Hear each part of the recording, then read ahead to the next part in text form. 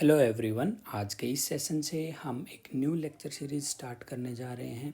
ये lecture series काफ़ी important होने वाली है क्योंकि फिज़िक्स के इस पोर्शन से ऑलमोस्ट हर एग्ज़ाम में क्वेश्चंस पूछे जाते हैं। क्योंकि ये टॉपिक काफ़ी इम्पोर्टेंट टॉपिक है और नॉर्मली बच्चों को इसमें काफ़ी प्रॉब्लम्स फेस होती हैं। तो हम लोग इस टॉपिक को अपने day to day life examples के साथ में रिलेट करके डिस्कस करेंगे। इसके एक एक प्रॉब्लम को अच्छे से डिस्कस करेंगे और इसको बेसिक से एक एक कंसेप्ट्स को डिस्कस करते हुए हम लोग इसके एडवांस प्रॉब्लम्स तक जाएंगे। ठीक है, तो स्टार्ट करते हैं आज के इस सेशन को। First of all, it's something about me, my self Dinesh Kumar, and graduation from Hansraj College, Delhi University, and post graduation from IIT Delhi. I have qualified IIT JAM, GATE, NET, JRF, and currently working in Department of Higher Education. First of all, we discuss some basic concepts of physics which are used in this topic. ठीक है, तो हमें सबसे पहले basic concepts को discuss करना है। क्या कंसेप्ट्स हैं? तो सबसे पहले हम डिस्कस करेंगे व्हाट इज इवेंट। इवेंट क्या है? Event any kind of happening is event. मतलब इस स्पेस में कहीं पे भी अगर कुछ भी होता है वो एक इवेंट कहलाता है। सपोज फॉर एग्जांपल, आप यहाँ पे हो और आपने यहाँ से एक फायर किया है शॉट।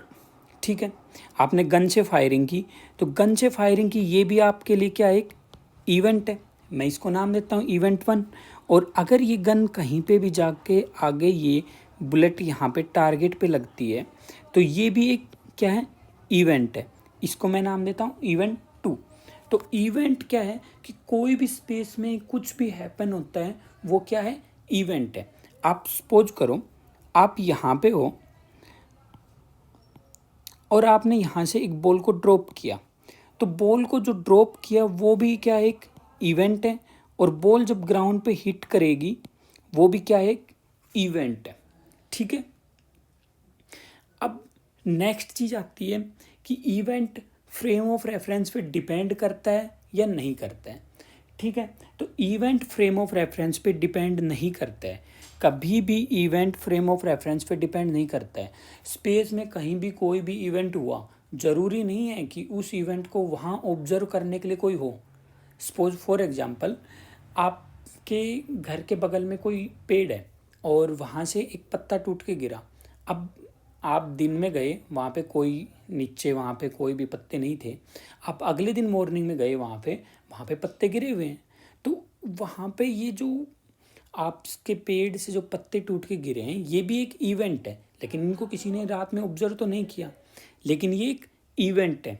ठीक है, तो इसका मतलब ये है कि इवेंट अपने ऑब्जर्वर पे डिपेंड नहीं करता है और न ही फ्रेम ऑफ रेफरेंस पे डिपेंड करता है। तो इवेंट को होने के लिए कोई ऑब्जर्वर की ज़रूरत नहीं है। ऑब्जर्वर अगर होता है तो वो इस इवेंट को ऑब्जर्व करके बताता है। ठीक है, तो क्या कंडीशंस हैं कि हम कैसे बताएंगे कि ये चीज़ इवेंट है या नहीं? ठीक है, इसके लिए अगर कोई भी इवेंट है तो उसके लिए स्पेस और टाइम का होना ज़रूरी है। इस चीज़ का क्या मतलब है? इस चीज़ का मतलब ये है कि जैसे कोई मुझे फ़ोन करके बोलता है, मेरा कोई फ्रेंड है, फ़ोन करके बोला दिनेश कल मैच है। ठीक है, उसने मुझे बोला कल क्रिकेट का मैच है। अब उसको मुझे स्पेसिफाई करके बोलना होगा कि क्रिकेट का मैच कहाँ पे है। ठीक है, अब सपोज उसने मुझे क्रिकेट का मैच बता दिया है। ठीक है, कॉलेज ग्राउंड में क्रिकेट का मैच है। ठीक, उसने मुझे बता दी, लोकेशन बता दी उसने कि कॉलेज ग्राउंड में क्रिकेट का मैच है। उसने मुझे लोकेशन बताई, लेकिन उसने मुझे टाइम नहीं बताया। अब सपोज मैं अगले दिन मॉर्निंग में 6 बजे वहाँ पे जाता हूँ और वहाँ पे मैच होता ही नहीं है, या फिर मैं अगले दिन 11 बजे जाता हूँ और वहाँ वो मैच ख़त्म कर चुके होते हैं, तो उसको मुझे साथ में क्या बताना पड़ेगा, टाइम बताना पड़ेगा। ठीक है, इस चीज़ का मतलब ये है कि जब भी कोई हम इवेंट डिफाइन करेंगे तो उसके साथ में हम कोऑर्डिनेट्स प्लस उस इवेंट के होने का टाइम दोनों एक साथ मेंशन करेंगे। तो इस चीज़ का मतलब ये है कि इवेंट क्या है, कोई भी अगर हम इवेंट डिफाइन करते हैं तो हमें साथ में बताना पड़ेगा कब और कहाँ, ठीक है। तभी उस इवेंट से हम कोई इन्फॉर्मेशंस ले सकते हैं, ठीक है। तो इसका मतलब जब भी हम किसी इवेंट को डिफाइन करते हैं तो हमें उसके कोऑर्डिनेट्स डिफाइन करने पड़ेंगे एक्स वाई जेड, और एक साथ में कोऑर्डिनेट्स और डिफाइन करना पड़ेगा टाइम, ठीक है। ये इवेंट की बात हुई, ठीक है। इवेंट के एग्जांपल्स और भी आप ले सकते हो। मान लो आपने ब्लफ को ऑन किया है, तो ब्लफ ऑन किया है वो भी एक इवेंट है, ठीक है। सपोज मैंने आपको फ़ोन किया है, वो भी एक इवेंट है कि मैंने यहाँ से आपको इस टाइम पे इवेंट किया। तो एनीथिंग हैपनिंग इज इवेंट, ठीक है। नेक्स्ट कंसेप्ट क्या है? नेक्स्ट कंसेप्ट है अपने पास में ऑब्जर्वर, ठीक है। अभी तक हम बात कर रहे थे कि इवेंट क्या है। अब इवेंट में हमने बात की कि ऑब्जर्वर के होने से और ना होने से कोई फ़र्क नहीं होता। तो हमें पता होना चाहिए कि ऑब्जर्वर क्या है। ऑब्जर्वर कोई भी मशीन हो सकती है, कोई पर्सन हो सकता है, कोई डिवाइस हो सकती है। ज़रूरी नहीं है कि जो चीज़ों को ऑब्जर्व करे वो आदमी ही हो, ठीक है। तो कोई पर्सन हो, ऐसी कोई ज़रूरी नहीं है। ऐसा भी कोई ज़रूरी नहीं है कि उसको ऑब्जर्व करने के लिए कोई डिवाइस ही हो, ठीक है। कुछ भी हो सकता है, लेकिन कंडीशन ये है हम उसको हर एपरेटस देंगे, ठीक है। इस जैसे उसको स्पीड मेजर करनी है तो हमने उसको क्या दिया, स्पीडोमीटर दे दिया, ठीक है। तो हम उसको क्या करेंगे, स्पीडोमीटर देंगे। लेंथ मेजर करनी है, मीटर स्टिक देंगे। टाइम मेजर करना है, हम उसको क्या देंगे, वॉच देंगे। टेम्परेचर मेजर करना है, उसको थर्मोमीटर देंगे। कुछ भी चीज़ अगर उसको मेजर करनी है, उसको हर इंस्ट्रूमेंट हम प्रोवाइड करवाएंगे। तो इसका मतलब क्या है कि वो अपने पास में सारे इंस्ट्रूमेंट्स को लेके चलता है, ठीक है। तो यहाँ मैं अपने फर्स्ट जो ऑब्जर्वर है उसको इंट्रोड्यूस करवाता हूँ कि इसका मतलब ये है कि ये ऑब्जर्वर के पास में सब चीज़ें, काफ़ी पावर्स हैं। तो मैं इसको यहाँ पे एक नाम देता हूँ, ये अपना ऑब्जर्वर है हीरो, ठीक है। हीरो है अपना ऑब्जर्वर जो कुछ भी कर सकता है, ठीक है। आपने देखा ना फिल्मों में हीरो कुछ भी कर सकता है, तो ये अपना ऑब्जर्वर भी कुछ ऐसा ही है जो कुछ भी कर सकता है, सब किसी के मेजरमेंट्स निकाल सकता है, ठीक है। ये हो गया अपना ऑब्जर्वर, ठीक। उसके बाद में नेक्स्ट हम आते हैं नेचुरल स्टेट ऑफ मोशन, ठीक है। इस चीज़ का क्या मतलब है, देखो इनिशियली स्टेज में क्या माना गया था, रेस्ट को जो रेस्ट थी उसको, जैसे मान लो कोई भी पार्टिकल था और जो उसकी नेचुरल स्टेट थी, ठीक है। नेचुरल स्टेट क्या मानी गई थी, रेस्ट, ठीक है। क्यों मानी गई थी, क्योंकि उस टाइम जो उनके पास में ऑब्जर्वेशंस लेने के लिए एपरेटस थे या जितनी उनकी नॉलेज थी उनके अकॉर्डिंग क्या होती थी कि कोई भी बॉडी मोशन में होती थी वो फाइनली तो रेस्ट पे आती थी, ठीक है। लेकिन उनको टाइम के साथ रियलाइज हुआ, जैसे मान लो यहाँ पे कोई बॉल है, उन्होंने रोल करवाया वी वेलोसिटी से, और वो नोट करते थे कि कुछ टाइम बाद में क्या होगा, ये वी वेलोसिटी से जो रोल कर रही थी बॉल, ये क्या आ जाएगी, रेस्ट पे आ जाएगी। तो उन्होंने इसको क्या दे दिया कि रेस्ट एक नेचुरल स्टेट है किसी भी मोशन को। लेकिन जैसे जैसे फर्दर रिसर्च हुई, फर्दर एपरेटस आए, तो क्या हुआ, उसके बाद में गैलीलियो और न्यूटन्स ने इस बात पे जोर दिया कि नहीं, रेस्ट कोई नेचुरल स्टेट नहीं होती, कांस्टेंट वेलोसिटी जो होती है वो नेचुरल स्टेट है किसी भी बॉडी की, ठीक है। उन्होंने बोला कांस्टेंट वेलोसिटी है, ठीक है। उन्होंने ये इसलिए बोला कि अगर किसी बॉडी के ऊपर कोई रियल फोर्स नहीं लगता तो अगर वो मोशन में है तो मोशन में रहेगी, कांस्टेंट वेलोसिटी से मूव करेगी। अगर वो रेस्ट में है तो रेस्ट पे ही रहेगी, ठीक है। ये क्या हो गई, नेचुरल स्टेट ऑफ मोशन हो गई, ठीक है। हम यहाँ एक एक जो की कंसेप्ट हैं उनसे इंट्रोड्यूस हो रहे हैं अभी, ठीक है। इनको हम आगे यूज करेंगे, धीरे धीरे अपने कंसेप्ट्स को बिल्डअप करेंगे, ठीक है। नेक्स्ट फिर अपने पास में आता है what is real force. Real force क्या है, ठीक है। अब आप में से कोई पूछ सकता है कि रियल फोर्स क्या है। अब रियल फोर्स क्या होता है, ठीक है। जो क्लासिकल मैकेनिक्स में जो फोर्स होते हैं ना, फोर्स हमेशा पेयर्स की फॉर्म में एग्जिस्ट करते हैं। जैसे आपने न्यूटन्स के थर्ड लॉ में सुना होगा ना, every action has equal and opposite reactions. तो अगर आपने कोई एक्शन किया तो उसके अपोजिट में एक और फोर्स आएगा जो रिएक्शन होगी, और ये दोनों डिफरेंट डिफरेंट बॉडीज पे एग्जिस्ट करते हैं। तो इसका मतलब जो रियल फोर्स होते हैं वो पेयर्स में एग्जिस्ट करते हैं। और साथ में ये रियल फोर्स किसकी वजह से आते हैं, जो बॉडीज में इंट्रैक्शन होता है, बॉडी इंट्रैक्शन की वजह से, ठीक है। किसकी वजह से आते हैं, बॉडी इंट्रैक्शन की वजह से आते हैं। जैसे आपने सुना होगा ग्रेविटेशनल फोर्स। ग्रेविटेशनल फोर्स क्या होता है, G m1 m2 बाई में r²। m1 m2 क्या है, दो बॉडीज के मास हैं और ये उनके बीच की डिस्टेंस है, ठीक है। तो रियल फोर्स कुछ इस टाइप के जो एक्सप्रेशंस होते हैं, इस टाइप के एक्सप्रेशंस होते हैं, ठीक है। इनमें खास बात क्या होती है कि ये फोर्स जो होते हैं, इनका जो फोर्स का मैग्नीट्यूड होता है, ये क्या होता है कि डिस्टेंस के साथ में डिक्रीजिंग होता चला जाता है, ठीक है। जैसे जैसे आप डिस्टेंस को बढ़ाओगे क्या होगा, जैसे जैसे आर इंक्रीज होगी, इस चीज़ का मतलब क्या है, ये फोर्स क्या होगा, डिक्रीजिंग होगा, ठीक है। एक और एग्जाम्पल है अपने पास में, क्या एग्जाम्पल है अपने पास में, एक और एग्जाम्पल है ग्रेविटेशनल फोर्स के अलावा electrostatic force. F equals to K Q1 Q2 by में r², ठीक है। ये क्या होते हैं, रियल फोर्सेज होते हैं। तो क्लासिकल मैकेनिक्स में क्या डिस्कस किया हमने, जो फोर्सेज होते हैं वो पेयर्स में एग्जिस्ट करते हैं और बॉडी इंट्रैक्शन की वजह से होते हैं। अगर चार्ज पार्टिकल्स हैं तो इलेक्ट्रोस्टैटिक फोर्स होंगे, अगर सिंपल बॉडी है तो किसकी वजह से होंगे, मास की वजह से होंगे, ठीक है। इसके बाद में हम डिस्कस करते हैं what is isolated object. Isolated object का मतलब होता है कि कोई ऐसा ऑब्जेक्ट जिस पे नेट फोर्स क्या हो, नेट फोर्स क्या हो, जीरो, ठीक है।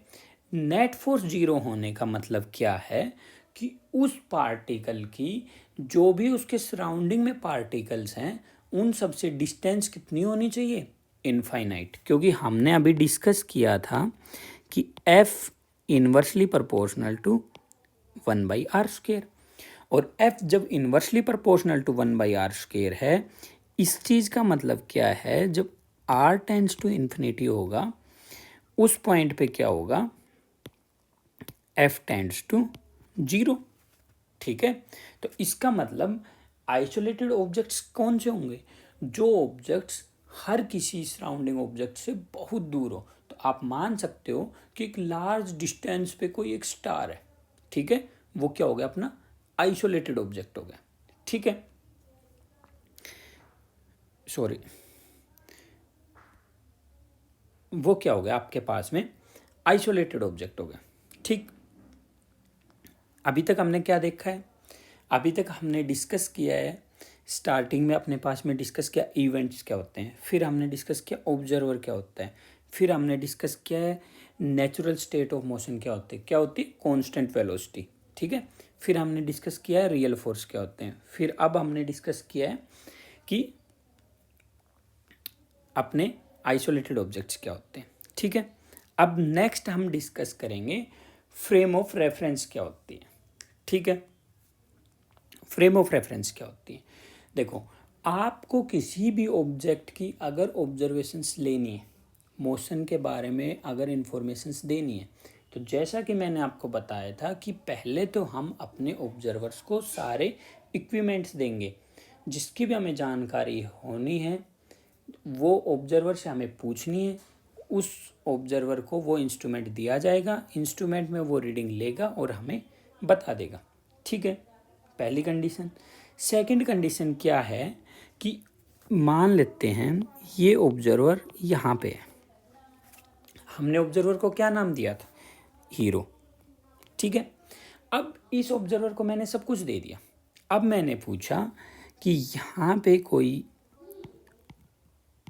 और है, और मैं इसको फिर से एक फ़नी नाम दे रहा हूँ, ये है सुंदर कन्या, ठीक है। अपने हीरो ने सुंदर कन्या की तरफ देखा, ठीक है। अब मैंने फ़ोन किया उसको, मैंने पूछा हीरो कहाँ है। उसने बोला आपने जहाँ पे बोला था मैं वहाँ पे ओ पॉइंट पे खड़ा हूँ, ठीक है। ये हमने उसका पॉइंट फिक्स कर दिया, ठीक। मैंने उससे पूछा आपसे सुंदर कन्या कितनी दूरी पे। अगर मान लो अपना हीरो यहाँ होता तो बोलता सर ये डिस्टेंस है, अब यहाँ पे है तो ये डिस्टेंस है, कहीं और होता तो अलग डिस्टेंस होती। तो हमें सबसे पहले उसको एक फिक्स पॉइंट पे लेके आना होगा, ठीक है। तो ऑब्जर्वर का एक फिक्स पॉइंट करना होगा, और उस फिक्स पॉइंट को क्या बोल लेंगे हम, रेफरेंस पॉइंट, ठीक है। सपोज मैंने उसको ओ पे रखा हुआ है, ओ पे खड़ा किया है, तो ओ क्या हो गया अपना रेफरेंस पॉइंट, ठीक है। और रेफरेंस पॉइंट होगा। अब मैंने पूछा हीरो से कि सुंदर कन्या आपसे कितनी डिस्टेंस पे है। उसने बोला सर आप मुझे एक लेंथ मेजर करने के लिए कोई इंस्ट्रूमेंट दो, मैं बता दूंगा मेरे से कितनी दूरी पे, ठीक है। सपोज उससे एक्स डिस्टेंस पे सुंदर कन्या थी और उसने बता दिया मुझे सर एक्स डिस्टेंस पे एक्स है, ठीक है। मैंने उसके लिए सिचुएशंस को और कॉम्प्लिकेटेड किया, और अब मैंने सुंदर कन्या का पूछा कि कहाँ पे है सुंदर कन्या। जैसे अब मैंने उसको थोड़ा सा कॉम्प्लिकेटेड किया हीरो को, और मैंने यहाँ सुंदर कन्या को लिख किया है। अब मैंने पूछा सुंदर कन्या कहाँ है। हीरो ने ये डिस्टेंस मेजर की एक्स, और हीरो ने ये डिस्टेंस मेजर की वाई, ठीक है। अब मैं यहाँ भी नहीं रुका, मैंने उसको कहा ठीक है ऐसा नहीं है, सुंदर कन्या को मैं हवा में खड़ा कर दिया, तो उसने मुझे जेड कोऑर्डिनेट भी बता दिया। तो बेसिकली क्या है कि ऑब्जर्वर के साथ में एक कोऑर्डिनेट एक्सिस अटैच होंगी,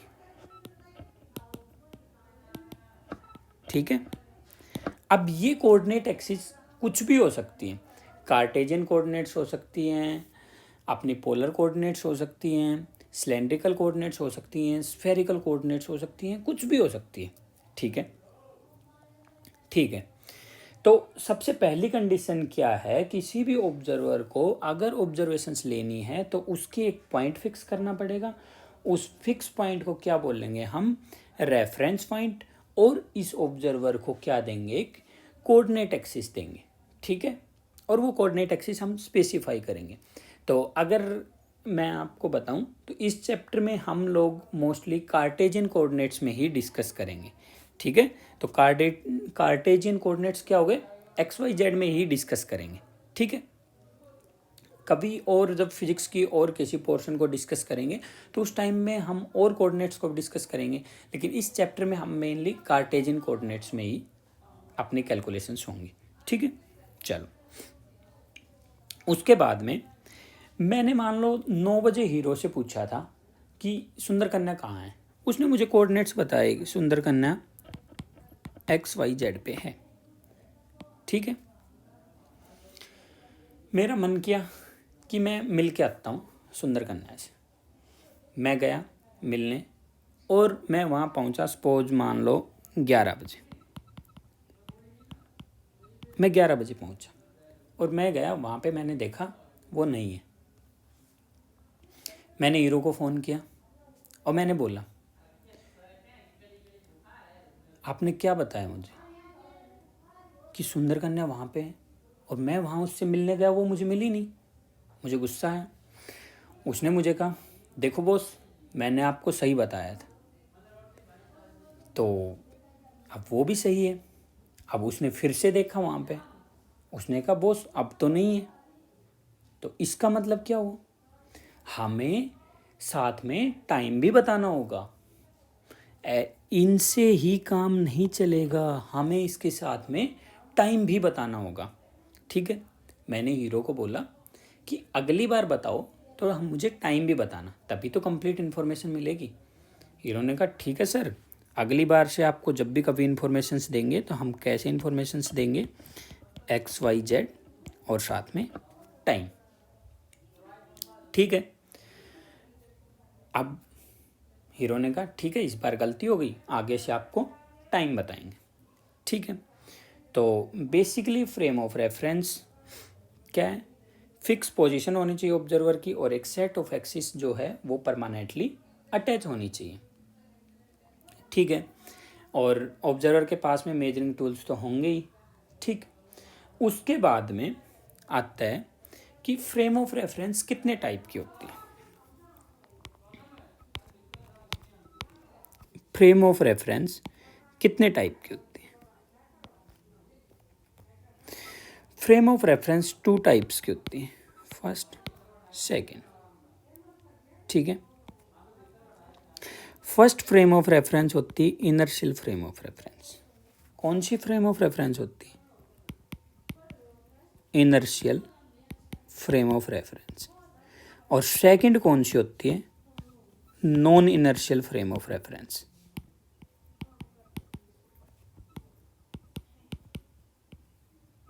ठीक है, तो अब इन दोनों में क्या डिफरेंस है, इनर्शियल फ्रेम ऑफ रेफरेंस में और non inertial frame of reference में क्या डिफरेंस। ठीक है, देखते हैं। इनर्शियल फ्रेम ऑफ रेफरेंस,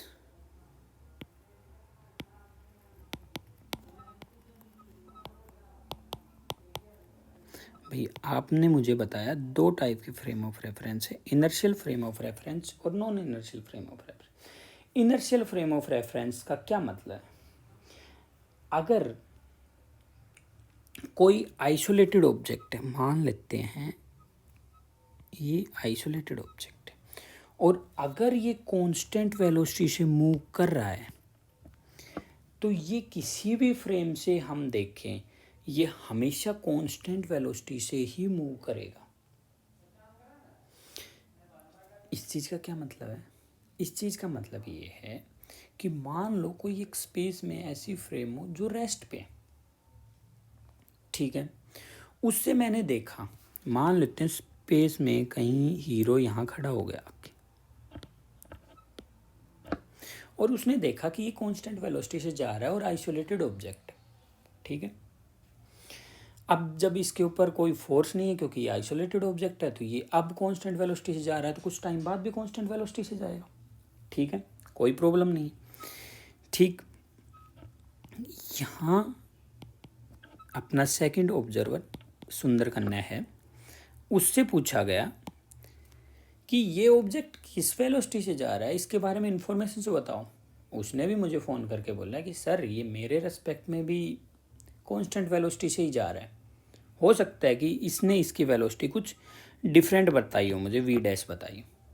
ठीक है, मैंने मान ली उसकी बात। ठीक है, तो इसका मतलब a frame of reference in which an isolated object is found to move with constant velocity is called inertial frame of reference। ठीक है, तो inertial frame of reference कितनी हो सकती है, इनफाइनाइट हो सकती है।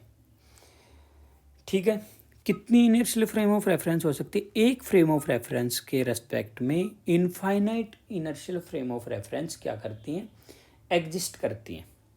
ठीक है, ऐसा नहीं है कि एक फ्रेम ऑफ रेफरेंस ही एग्जिस्ट करेगी, infinite frame of reference exist करेंगे।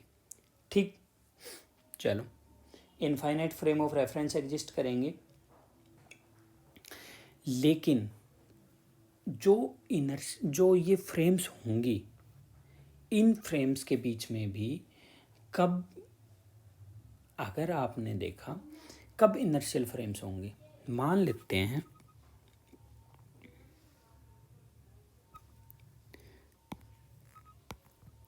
ये अपनी फर्स्ट फ्रेम ऑफ रेफरेंस है हीरो की, हीरो अब ऑब्जर्वर है इसमें, और अगर सुंदर कन्या इसके रेस्पेक्ट में रेस्ट पे, ठीक है, मैं इसकी वेलोसिटी मान लेता हूँ सुंदर कन्या की 0, तो हीरो के रेस्पेक्ट में अगर हीरो इनर्शियल फ्रेम में है तो सुंदर कन्या की फ्रेम भी क्या होगी, इनर्शियल होगी। ठीक है, अगर यहाँ पे हीरो रेस्ट पे है और सुंदर कन्या कांस्टेंट वेलोसिटी से जा रही,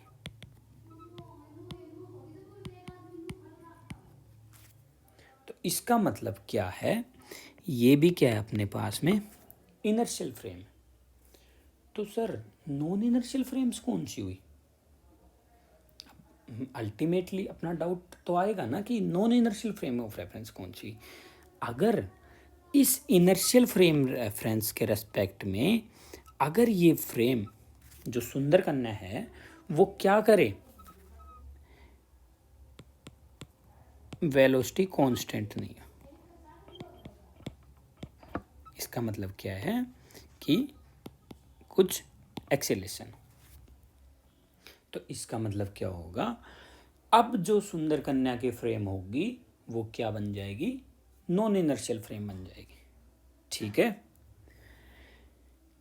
एक अभी के लिए आप स्टेटमेंट रख सकते हो, आगे बाद में हम इसको प्रूफ भी करेंगे। ठीक है, तो इसको अभी के लिए आप एक स्टेटमेंट भी मान सकते हो कि जिन फ्रेम ऑफ रेफरेंस में न्यूटन्स के लॉज वैलिड करते हैं, इनर्शियल फ्रेम्स में अगर न्यूटन के लॉज वैलिड करते हैं, Newton's laws of motion valid होते हैं, तो ये क्या होते हैं, इनर्शियल फ्रेम्स होते हैं। ठीक है, और नॉन इनर्शियल फ्रेम कौन से होते हैं, जिसमें न्यूटन्स के लॉज ऑफ मोशन वैलिड नहीं करते। ठीक है, इस चीज़ का मतलब क्या हो गया कि एक्सीलरेशन होगा इनर्शियल फ्रेम के रेस्पेक्ट में, अगर दूसरी फ्रेम एक्सीलरेटेड है तो इसका मतलब वो नॉन इनर्शियल फ्रेम है। सर अगर कोई कांस्टेंट स्पीड से रोटेट कर रही हो फ्रेम तो वो कैसी फ्रेम होगी, वो भी नॉन इनर्शियल फ्रेम होगी। ठीक है, चलो अब हम उसी पे आते हैं। पहले क्या किया हम लोगों ने, एक दूर ऑब्जेक्ट को माना, आइसोलेटेड ऑब्जेक्ट को माना, और उसको मैंने रेस्ट पे माना, और उसको क्या बताया मैंने, इनर्शियल फ्रेम बताया। ठीक है, उसके बाद में हम लोग कैलकुलेशंस करने के लिए एक स्पेसशिप पे आ गए, स्पेसशिप मानी। ठीक है, ये क्या हो गई अपनी इनर्शियल फ्रेम जो कांस्टेंट वेलोसिटी से मूव करती है। फिर उसके बाद में हम फर्दर आए और हमने क्या किया, अपने अर्थ को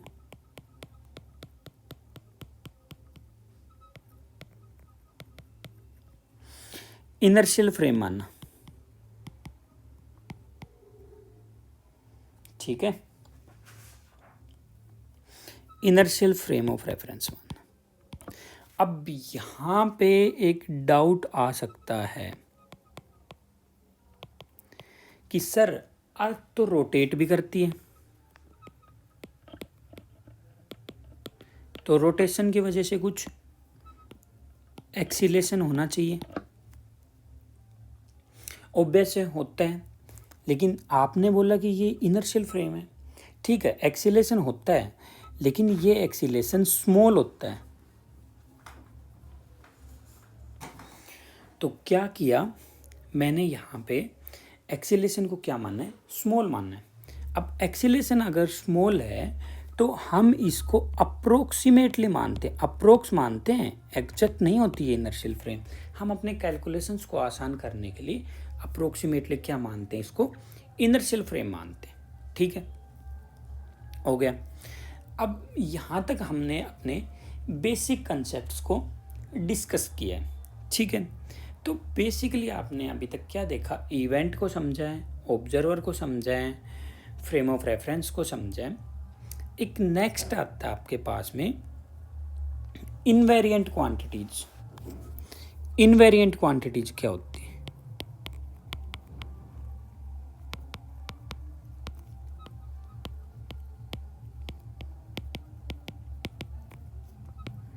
इनवेरिएंट क्वांटिटीज क्या होती हैं? इनवेरिएंट क्वांटिटीज ये होती हैं कि अगर आप एक फ्रेम ऑफ रेफरेंस से दूसरी फ्रेम ऑफ रेफरेंस में जाते हैं तो उस क्वांटिटी की वैल्यू चेंज नहीं होनी चाहिए। सपोज एक एग्जांपल से देखते हैं। यहाँ पे हीरो है और ये सुंदर कन्या है, ठीक है। ठीक, मैंने हीरो को फ़ोन किया और मैंने उससे पूछा मेरा वेट कितना है। हीरो के पास में सब इंस्ट्रूमेंट्स थे और उसने बोला बॉस आपका वेट तो 65 kg है। ठीक है, मैंने हीरोइन को बोला मेरा वेट कितना है। उसने बोला सर आपका वेट तो 65 kg है। मैंने कहा दोनों का सेम जवाब, मतलब मेरा वेट हीरो देखे या हीरो के रिस्पेक्ट में भी सेम है और सुंदर कन्या के रिस्पेक्ट में भी सेम है, तो इसका मतलब मेरा वेट क्या है, इनवेरिएंट क्वांटिटी है। ठीक है, दूसरा मैंने उनसे पूछा, ठीक है मैंने एक बुलेट फायर की, ठीक, उसके कुछ टाइम बाद में वो बुलेट जाके किसी टारगेट को हिट की और मैंने हीरो से पूछा कि कितने टाइम इंटरवल में ये हिट की। हीरो ने बोला 1 सेकंड में। ठीक है, मैंने उसके बाद में सुंदर कन्या से पूछा, उसने भी क्या जवाब दिया, 1 सेकंड में। इसका मतलब टाइम इंटरवल भी सेम है। तो जो क्वांटिटीज एक फ्रेम ऑफ रेफरेंस के देखने पे और दूसरी फ्रेम ऑफ रेफरेंस के देखने पे चेंज नहीं होती हैं, वो क्वांटिटीज क्या होती हैं, इनवेरिएंट क्वांटिटीज होती हैं। ठीक है, तो इन क्वांटिटीज को इनवेरिएंट क्वांटिटीज बोला जाता है। लेकिन अभी के लिए जो आपने देखा ना, कॉमन सेंस से मास सेम होता है, टाइम इंटरवल सेम होता है, ये चीज़ें अभी आपके लिए चेंज होने वाली आगे। ठीक है, यहीं तो आप ये चीज़ें आपके लिए चेंज होगी, धीरे धीरे हम समझेंगे कैसे चेंज होगी। अभी के लिए आपके लिए चेंज होगी बस। ठीक है, अभी के लिए आप समझ सकते हो कि सेम है, कोई प्रॉब्लम नहीं है। ठीक है, अब हम अपने मेन टॉपिक पे आते हैं। क्या नाम था हमारे टॉपिक का?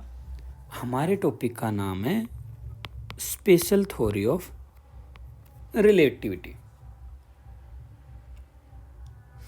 ठीक है, स्पेशल थ्योरी ऑफ रिलेटिविटी।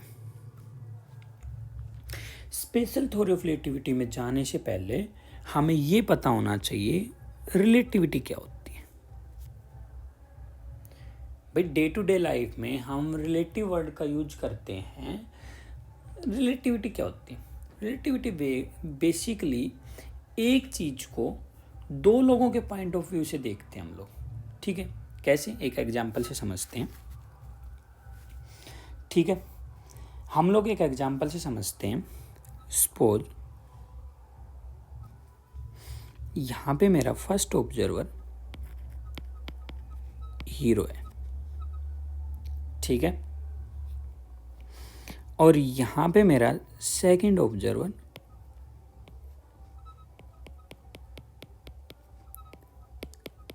सुंदर कन्या है।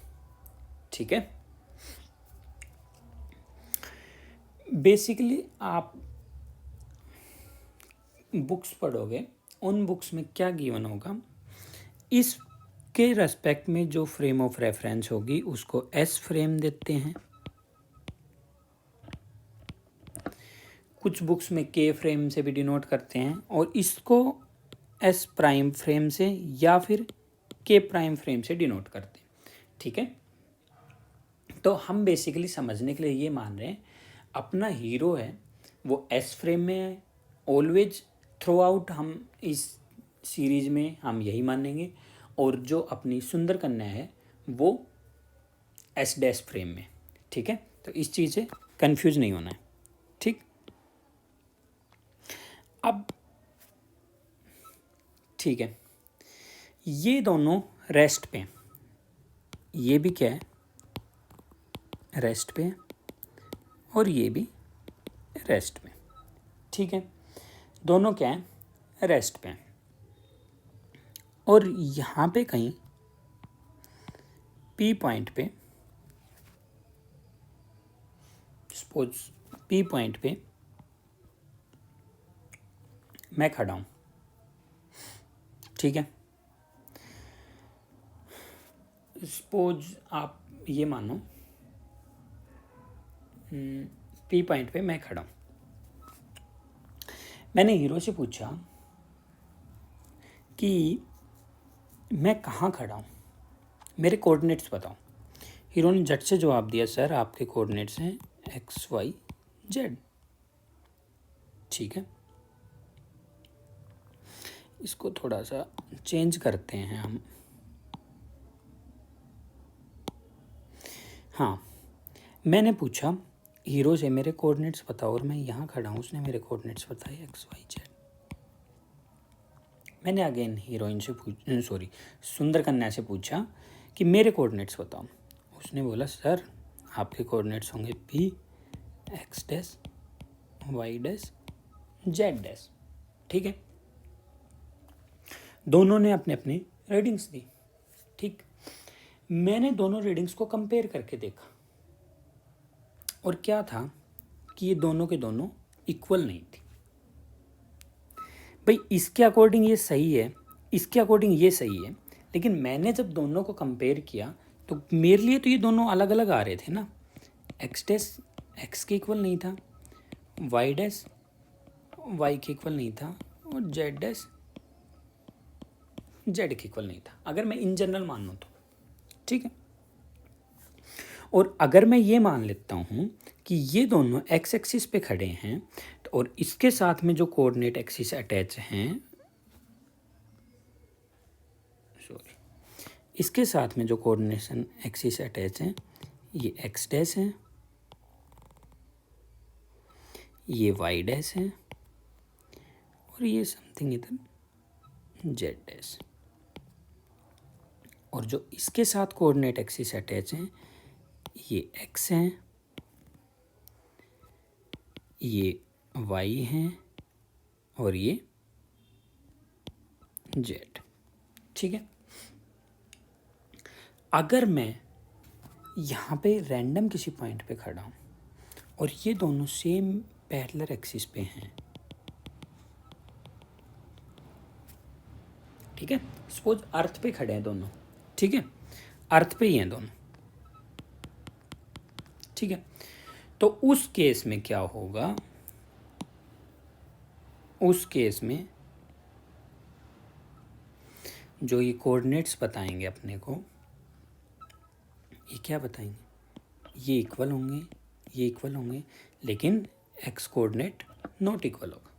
ठीक है, क्यों, क्योंकि अगर मैं भी यहाँ पे कहीं खड़ा हूँ आगे, ठीक है, मैं यहाँ कहीं खड़ा हूँ, तो इससे जब पूछा गया सुंदर कन्या से तो इसने क्या डिस्टेंस बताई, ये डिस्टेंस बताई, और जब इससे पूछा गया तो इसने क्या डिस्टेंस बताई, इसने ये डिस्टेंस बताई। तो दोनों क्या कर गए, डिसएग्री कर गए इस पॉइंट पे तो। ठीक है, दोनों ने क्या किया, डिसएग्री किया। ठीक, नेक्स्ट और समझते हैं कि भाई कोऑर्डिनेट्स तो दोनों के सेम नहीं हुए, तो इसका मतलब क्या है, कोऑर्डिनेट्स दोनों के इनवेरिएंट नहीं है। ठीक है, अब मानते हैं कि ये अपना हीरो है और इसके साथ में जो एक्सिस अटैच हैं वो मैंने क्या मानना है, एस फ्रेम। ठीक है, और जो सुंदर कन्या है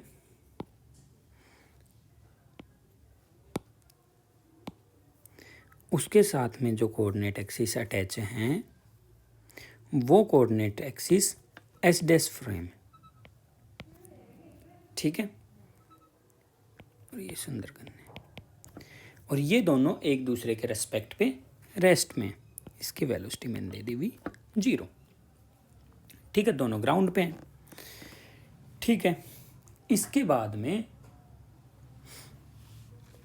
दोनों क्या हैं, ग्राउंड पे हैं, और मैं यहाँ पे एक सेकेंड, ठीक है, मैं यहाँ पे हूँ, ये सब अर्थ पे ही, सॉरी,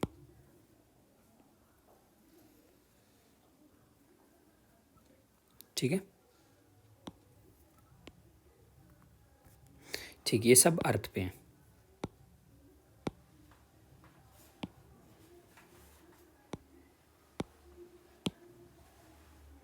ठीक है, और मैं यहाँ पे, ठीक, पोजीशन पे दोनों डिसएग्री किए थे। ठीक, अब मैंने पूछा कि ठीक है, अब मैं यहाँ से इस पॉइंट से चल के मैं इस पॉइंट पे आ गया, सेकंड पॉइंट पे। अब मैंने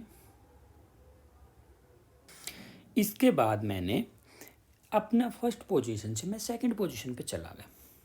अब मैंने एस से पूछा मेरा डिस्प्लेसमेंट कितना है, मेरा डिस्प्लेसमेंट कितना है। इसने बोला सर आपका डिस्प्लेसमेंट मान लेते हैं डी है। मैंने सुंदर कन्या से भी पूछा मेरा डिस्प्लेसमेंट, ये अपना हीरो है और ये अपनी सुंदर कन्या है। अब मैंने सुंदर कन्या से पूछा मेरा डिस्प्लेसमेंट कितना है, उसने भी जवाब दिया आपका डिस्प्लेसमेंट सर डी है। मैंने कहा ठीक है, दोनों का सेम जवाब। तो इसका मतलब एक फ्रेम से दूसरी फ्रेम में जाते हैं और अगर दोनों फ्रेम रेस्ट पे हैं तो दोनों ने डिस्प्लेसमेंट को क्या बताया, सेम बताया। भाई इसके लिए भी तो मेरा चेंज डिस्प्लेसमेंट क्या होता है, चेंज ही तो होता है। तो इसके लिए भी मेरा चेंज क्या है, यही है, और इसके लिए भी यही है। तो ये जो मेरे बीच की 1 और 2 पॉइंट के बीच की डिस्टेंस है वो हीरो से पूछी तब भी सेम है और सुंदर कन्या से पूछी तब भी सेम है। तो इसका मतलब मेरा डिस्प्लेसमेंट क्या है, इनवेरिएंट क्वांटिटी है। समझ में आया। अब नेक्स्ट क्या है, डिस्प्लेसमेंट के बारे में बता दिया सर। नेक्स्ट है, मान लेते हैं मैं कार में बैठा हूँ, ठीक है, मैं कार में बैठा हूँ।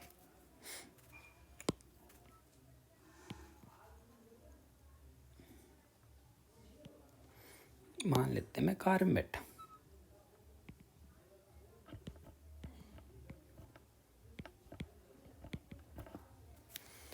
अब मैंने पूछा मेरी कार की लेंथ कितनी है।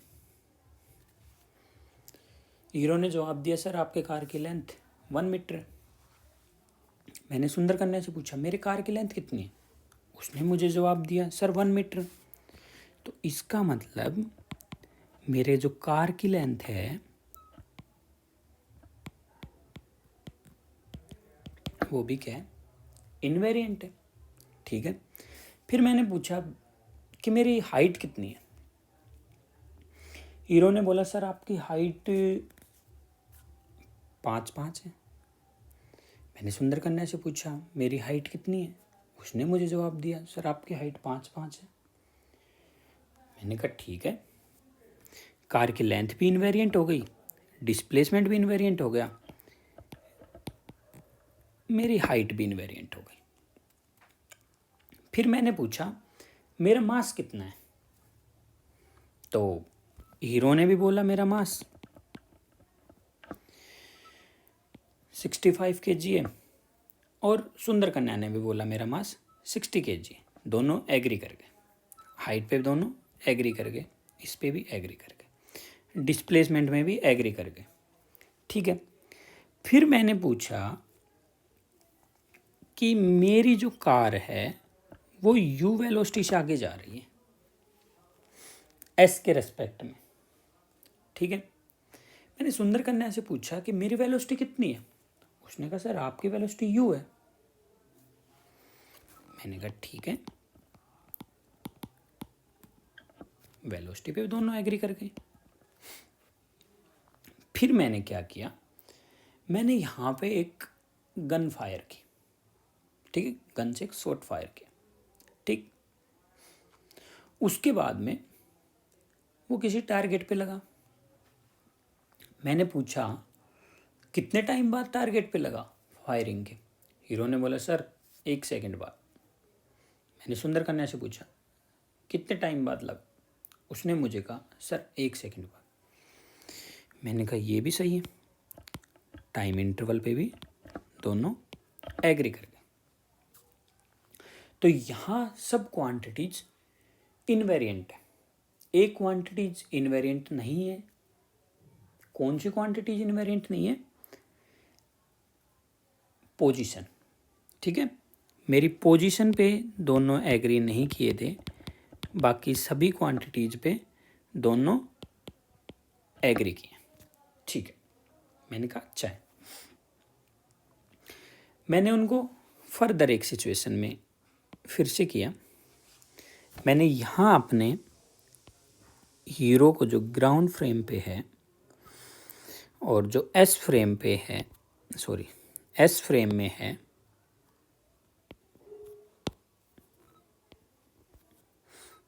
यहाँ पे ओ पे, और जो एस डैश फ्रेम पे यहाँ पे सुंदर कन्या है, एस डैश फ्रेम पे। ठीक है, अब मैंने बोला हीरो तो रेस्ट पे, लेकिन यहाँ सुंदर कन्या कांस्टेंट वेलोसिटी से आगे मूव करना स्टार्ट करेगी।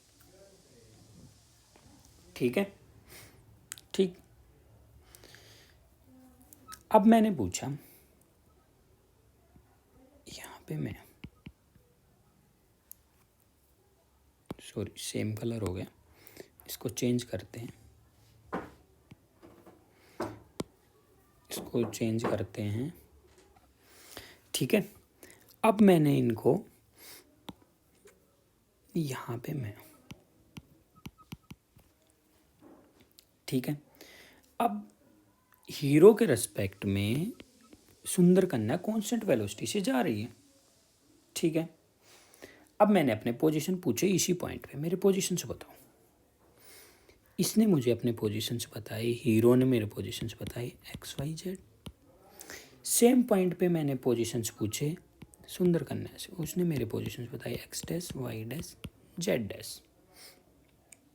दोनों पोजीशंस इक्वल नहीं है। ठीक है, दोनों क्या हो गए? डिसएग्री हो गए। ठीक, तो ये क्वांटिटीज क्या है? इनवेरिएंट नहीं है। पोजीशन क्या है? इनवेरिएंट नहीं है। ठीक है, उसके बाद में मैंने पूछा मेरा डिस्प्लेसमेंट बताओ। अब मैंने क्या किया, इनके सामने कंडीशन रखी कि मेरा डिस्प्लेसमेंट बताओ।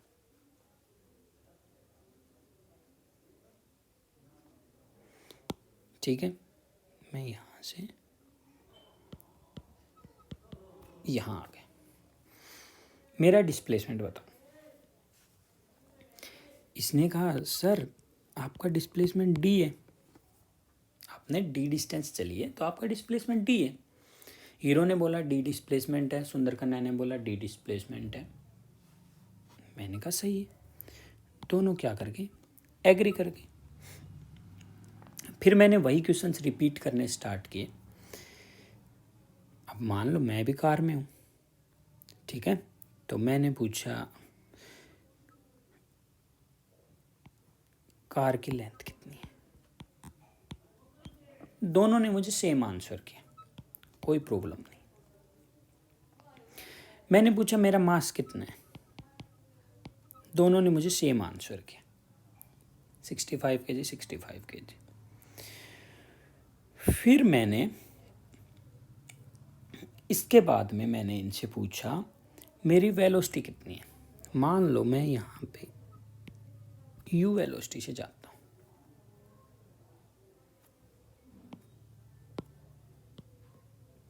ठीक है, एस के रेस्पेक्ट में मैं यू वेलोसिटी से जा रहा हूँ। एस ने मुझे बताया सर आपकी वेलोसिटी यू है। मैंने सुंदर कन्या से पूछा मेरी वेलोसिटी कितनी है। उसने बोला सर आपकी वेलोसिटी यू तो नहीं है, तो कितनी है। उसने कहा यू के इक्वल तो नहीं है। तो उसने कहा सर आपकी वेलोसिटी जो होगी वो होगी u माइनस में v। ठीक है,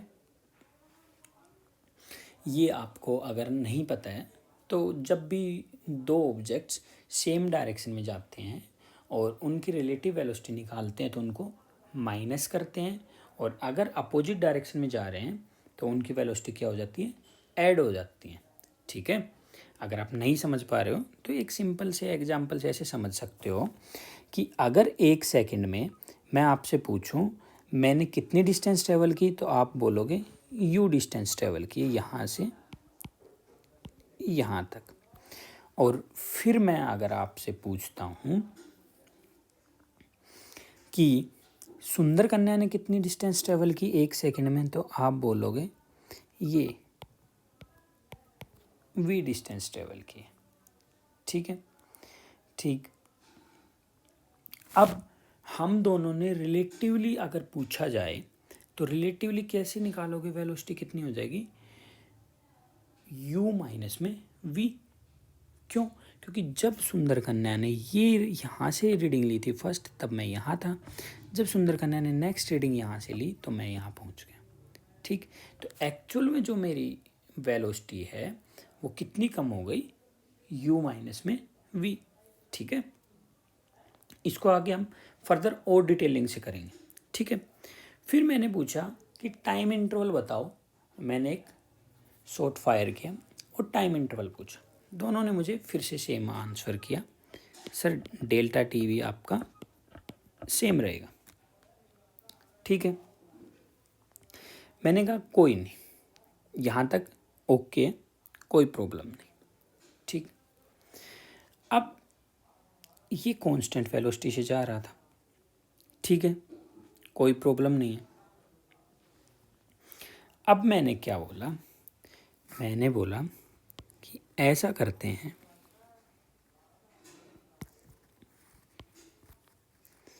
कि ये जो हीरो है ये तो रेस्ट पे है,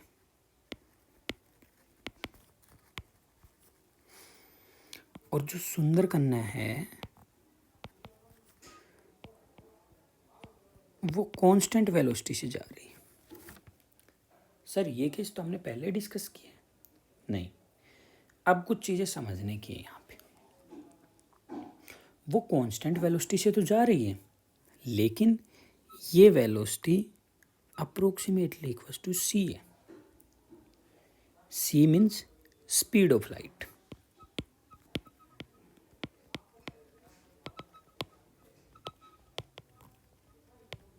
ठीक है, स्पीड ऑफ लाइट से। ठीक, कितनी वैल्यू होती है इसकी, 3 इंटू में 10⁸ मीटर पर सेकेंड। ठीक है, तो ये नियरली मैंने मान ली v की वेलोसिटी 2 इंटू में 10⁸ मीटर पर सेकेंड। ठीक है, ऐसे c के कंपैरिजन की वेलोसिटी। और फर्दर सेम चीज़ें मैंने पूछना शुरू किया। ठीक है, मैंने पूछा पोजीशन,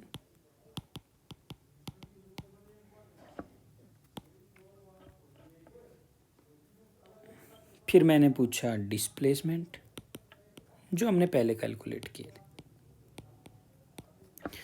उसके बाद में मैंने नेक्स्ट पूछा साइज, फिर मैंने पूछा मास, फिर मैंने वेलोसिटी, और फिर मैंने टाइम इंटरवल। ठीक है, मेरे वही क्वेश्चन हैं फिर से। ठीक है, ठीक।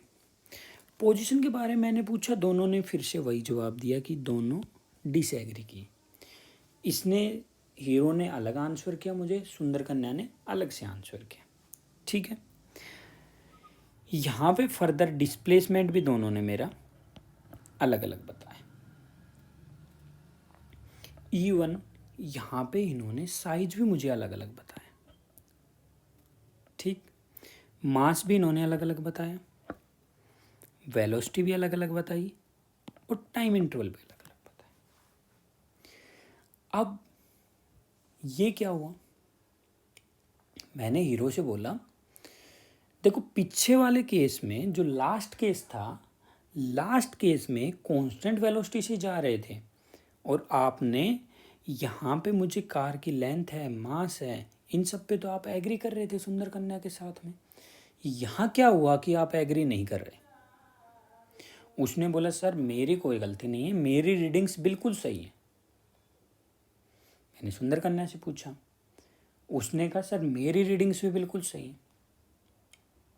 मैंने दोनों की जगह पे बैठ के और दोनों की रीडिंग्स देखी, और दोनों की रीडिंग्स क्या पाया, दोनों की रीडिंग्स बिल्कुल सही है, कोई गलती नहीं है दोनों में।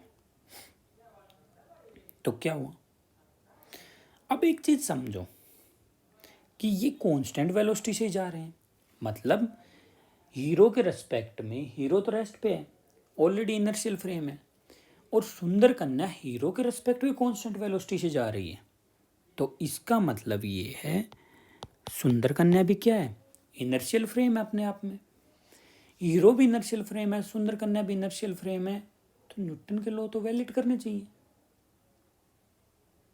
आपने मुझे यही तो कहा है, इनर्शियल फ्रेम्स की कंडीशन में क्या बताया था कि न्यूटन के लॉज वैलिड होंगे, लेकिन यहाँ अगर मास सेम नहीं है तो इसका मतलब जो न्यूटन्स के लॉज हैं NLM, वो तो क्या कर गए, इनवैलिड हो गए।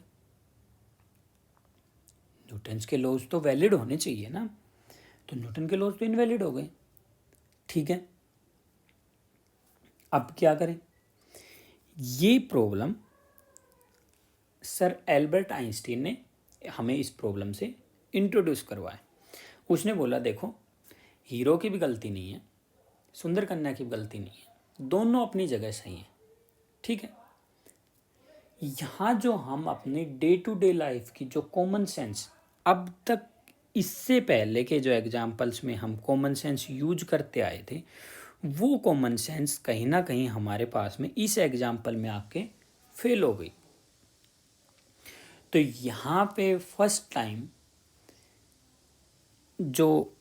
टाइम एल्बर्ट आइंस्टीन ने 1905 में स्पेशल थ्योरी ऑफ रिलेटिविटी का कंसेप्ट दिया। ठीक है, अब किसी ने बोला सर आपने प्रॉब्लम बता दी आइंस्टीन ने, उसने इसका सॉल्यूशन भी बता दिया।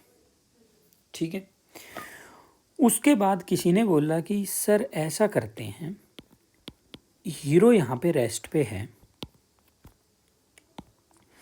और सुंदर कन्या यहाँ पे मोशन में, लेकिन v कांस्टेंट नहीं है। v कांस्टेंट नहीं होने का मतलब क्या है कि एक्सीलरेशन नॉन जीरो। अब बताओ, इसके लिए तो आपने थ्योरी ऑफ रिलेटिविटी दे दी है, स्पेशल थ्योरी ऑफ रिलेटिविटी दे दी है, तो इसका मतलब अब आप मुझे बताओ, सर एल्बर्ट आइंस्टीन ने हमें बताया ऐसा है, इसका मैं सोच के जवाब करता हूं आपको, और एल्बर्ट आइंस्टीन को 10 साल लग गए। 10 साल बाद वो एक अपनी फिर से नई थ्योरी के साथ वापस आए 1915 में, जनरल थ्योरी ऑफ रिलेटिविटी।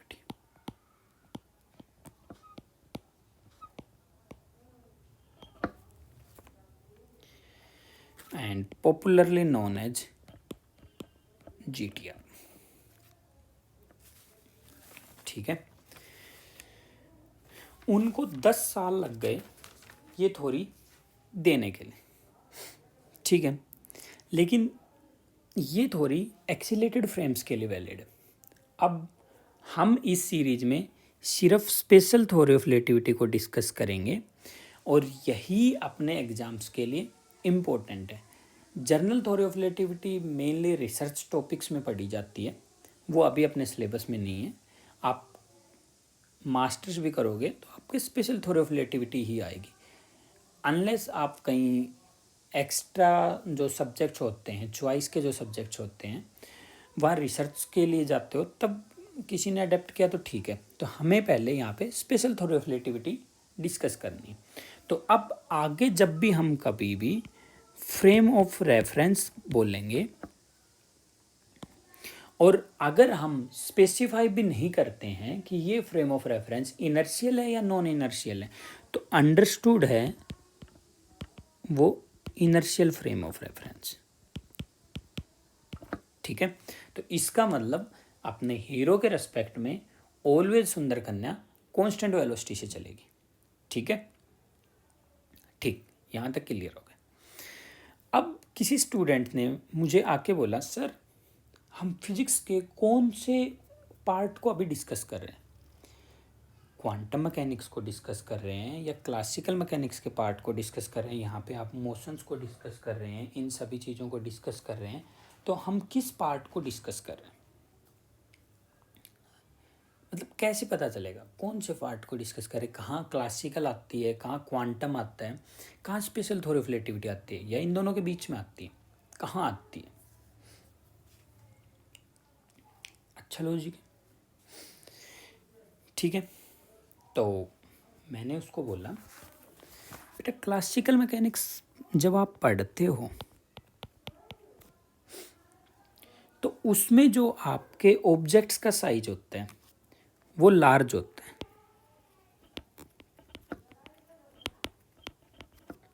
ठीक है, और ये साइज जब डिक्रीज करने लगता है,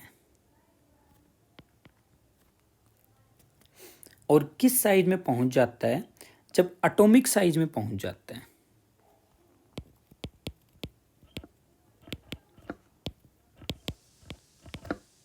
एटॉमिक साइज कितना होता है? Approximately equals to 10⁹ metre. तब हम किसको डिस्कस करते हैं यहाँ पे?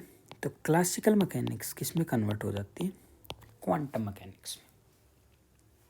क्लासिकल में और क्वांटम में अंतर समझ में आ गया? क्लासिकल में हम लार्ज साइज को डिस्कस करते हैं, जो लार्ज साइज के ऑब्जेक्ट्स होते हैं उनके मोशन को डिस्कस करते हैं, जैसे हम किसी मूविंग कार को डिस्कस करते हैं, या जो अपने डे टू डे लाइफ के एग्जांपल्स को डिस्कस करते हैं। और जब हम एटॉमिक साइज में चले जाते हैं, 10⁻⁹ के साइज में चले जाते हैं, तब वहाँ से क्वांटम मैकेनिक्स स्टार्ट हो जाती है। ठीक है, लेकिन एक स्केल और है, ये सब चीज़ें हम डिस्कस करते हैं यहाँ पे लो स्पीड होती है।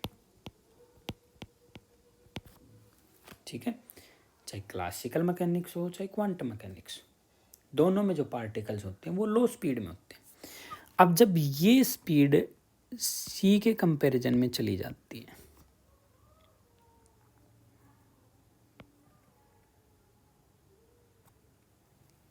ठीक है, ये स्पीड जब सी के कंपैरिजन में चली जाती है, तब यहाँ पे आती है अपने पास में थ्योरी ऑफ रिलेटिविटी।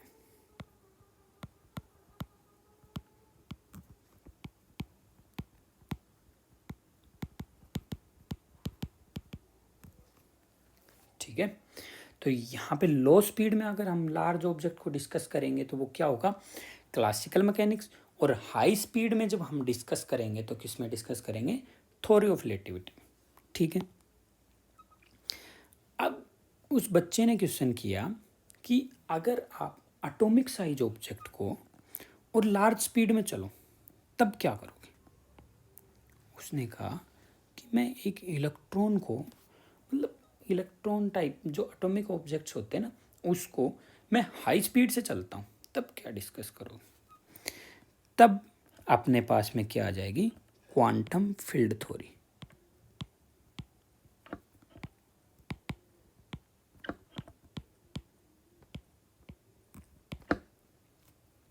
ठीक, अब ये आपको क्लियर हो गया होगा कि कब हम क्लासिकल फिजिक्स को डिस्कस करते हैं। तो क्लासिकल फिजिक्स में हम क्या डिस्कस करते हैं? साइज ऑफ ऑब्जेक्ट लार्ज होना चाहिए और स्मॉल वेलोसिटी होना चाहिए, अप टू 1000 किलोमीटर्स। ठीक है, उसके बाद में अगर साइज ऑफ ऑब्जेक्ट हम एटॉमिक साइज पे आ गए तो किसको डिस्कस करेंगे? क्वांटम मैकेनिक्स को। ठीक है, और अगर हम साइज ऑफ ऑब्जेक्ट लार्ज है और स्पीड ऑफ लाइट से ट्रेवल कर रहा है तो क्या करेंगे? Theory of relativity. अब यहीं पे थ्योरी ऑफ रिलेटिविटी में दो पार्ट्स हो जाते हैं, एक स्पेशल थ्योरी ऑफ रिलेटिविटी और एक जनरल थ्योरी ऑफ रिलेटिविटी। यहाँ हमें स्पेशल थ्योरी ऑफ रिलेटिविटी को डिस्कस करेंगे। ठीक है, और अगर स्मॉल साइज ऑब्जेक्ट सी की स्पीड से चलेंगे तो वो क्या हो जाता है? क्वांटम फील्ड थ्योरी को डिस्कस करेंगे। ठीक है, that's the end of this lecture. आज के लेक्चर में हमने क्या क्या डिस्कस किया, बेसिक टर्म्स क्या क्या होती हैं, क्या मीनिंग होता है उनका, कहाँ हमारी प्रॉब्लम्स फेस हुई, कहाँ हमारी कॉमन सेंस फेल हुई, न्यूटन्स के लॉज इनर्शियल फ्रेम्स में भी फेल किए, ठीक है, वहाँ पे भी वैलिड नहीं हुए। तो इसका मतलब क्या है कि हमें यहाँ कुछ चेंज लाना होगा। ठीक है, इन सब चीज़ों को आगे हम अब फर्दर डिस्कस करेंगे।